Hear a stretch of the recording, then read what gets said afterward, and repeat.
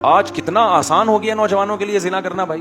لڑکیاں لا رہے ہیں, کرائے پہ لے کر آ رہے ہیں, طوائف خانوں میں جا رہے ہیں, دوستوں کو بتا رہے ہیں. او بھائی تم گورنمنٹ کے قانون کی مخالفت نہیں کر رہے, تم کس کے قانون کو توڑ رہے ہو؟ خدا کے قانون کو. کتابوں میں ایک واقعہ لکھا ہے, کوئی خاتون کہیں پچھلے زمانے میں راستہ واسطہ بھول گئی, کوئی جوان عورت تھی. پہلے زمانے میں ظاہر یہ لائٹیں وائٹیں تو نہیں تھی نا, رات کو اندھیرے ہو جاتے تھے, راستہ کہیں بھول گئی ہوگی. تو وہ ایک مسجد میں گئی, اس کو ایک نوجوان نظر آیا جو رات کو چراغ میں مطالعہ کر رہا ہے.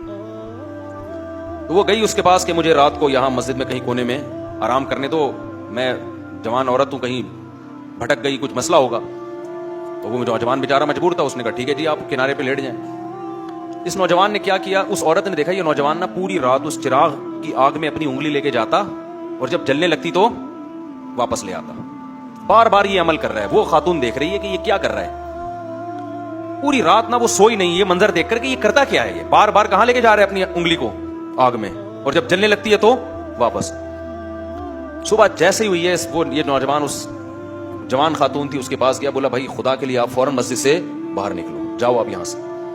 اس نے کہا اللہ کی قسم میں اس وقت تک یہاں سے نہیں جاؤں گی جب تک تم یہ نہیں بتاؤ گے کہ یہ تم نے عمل کیا کیا ہے.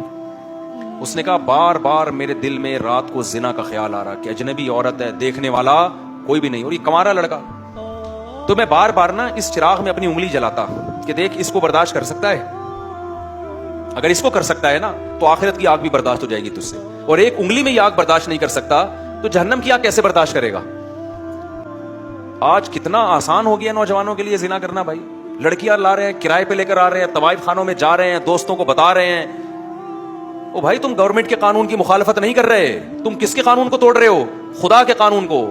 زنا کی اتنی سی اسلام میں یا خدا کی نظر میں ذرا سی اجازت ہوتی تو یوسف علیہ السلام جو مسافر بھی تھے اور خود ایک خوبصورت عورت دروازہ بند کر کے ان کو زنا کی دعوت دے رہی ہے اور دھمکیاں دے رہی ہے کہ نہیں کیا تو جیل بھجوا دوں گی, ایسے موقع پہ بھی یوسف علیہ السلام کہہ رہے اے اللہ مجھے جیل کی زندگی اس بدکاری کی زندگی سے زیادہ محبوب ہے, اور دعائیں مانگ رہے مجھے اس عذاب سے بچا لے. مسافر ہو اور اسے ڈر ہو کہ میں جیل, اور پھر چلے بھی گئے جیل بھجوا دیا اس نے, پھر بھی زنا کے قریب بولو نہیں گئے.